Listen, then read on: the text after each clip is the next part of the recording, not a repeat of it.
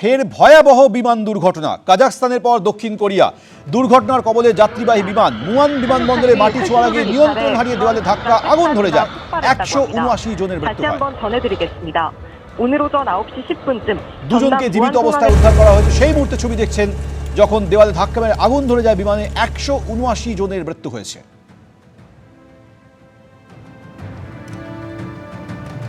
제보에 따르면 비행기는 착륙 중에 랜딩 기어가 내려오지 않았고 착륙한 뒤 활주로를 이탈해 공항 담장 잭사지가 폭발했다고 합니다. 다시 한번 전해드리겠습니다.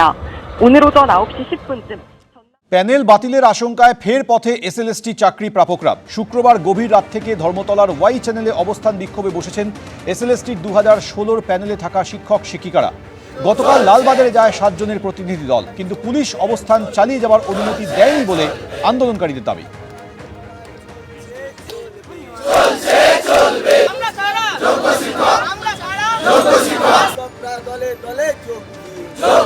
ঐশী মুখোপাধ্যায় এই মুহূর্তে সরাসরি রয়েছে আমাদের সঙ্গে। ঐশী, পুলিশ তো অনুমতি দেয়নি বলে বিক্ষোভকারীরা দাবি করছেন, সেক্ষেত্রে এবার তারা কি করবে?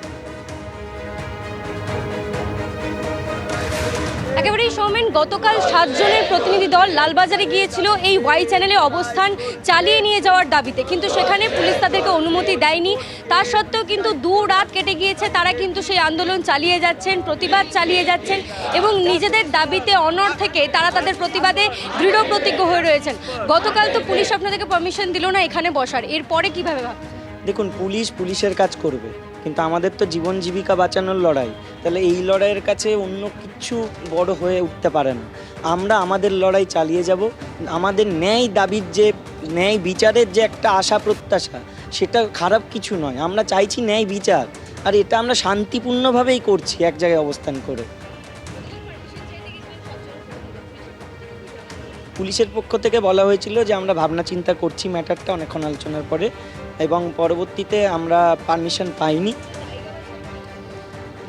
না, একটা বলা হয়েছিল, যেটা বলেছেন যে আপনারা কাজ করুন, আপনারা উঠে যান, তারপর সোমবারের দিন আপনারা পুনরায় অ্যাপিল করুন, তারপরে যে প্রসেসগুলো আছে, তারপরে কিছু ভেন্যু দেওয়া হবে, তারপরে যেভাবে প্রসেস আছে। কিন্তু আমাদের হাতে তো সময় নেই। আর সোমবার থেকে যদি আবার শুরু করি তাহলে সেই প্রসেস রেডি হতে হতে আমার 7 তারিখও পেরিয়ে যাবে। কিন্তু 7 তারিখটা আমাদের কাছে একটা খুব গুরুত্বপূর্ণ। তো সেই জায়গায় দাঁড়িয়ে আমরা চালাচ্ছি, সেটাই আমরা আবার জানিয়েছি ওনাদেরকে।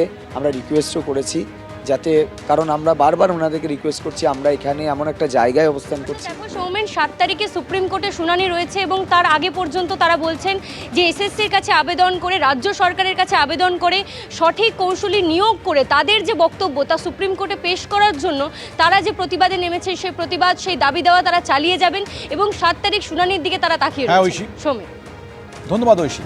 অন্যদিকে গতকাল কেন্দ্রীয় শিক্ষা প্রতিমন্ত্রীর দ্বারস্থ হয়েছিলেন 2016 এসএসসি চাকরি প্রাপকরা। সুকান্ত মজুমদারের সঙ্গে সাক্ষাৎ করেন তারা। আন্দোলনকারীদের পাশে থাকার বার্তা দিয়েছেন সুকান্ত মজুমদার।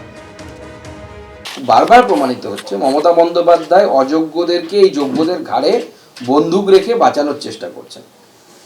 যোগ্য এবং অযোগ্য এসএসসি বাছাই করে দিতে পারে। এসএসসির কাছে সমস্ত তথ্য প্রমাণ আছে, সমস্ত কিছু আছে, এমনকি ওএমআর শিটের কপি আছে, অরিজিনাল ওএমআর শিট।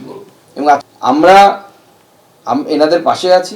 এগুলোকে উপযুক্ত জায়গায় পৌঁছে দেওয়ার দায়িত্ব আমার, আমি পৌঁছে দেব এবং আশা করব মহামান্য আদালতের কাছ থেকে যে মহামান্য আদালত পুরো বিষয়টি হিউম্যানিটেরিয়ান গ্রাউন্ডে দেখবেন এবং যারা যোগ্য তাদের চাকরি থাকবে, যারা অযোগ্য তাদের চাকরি চলে যাবে।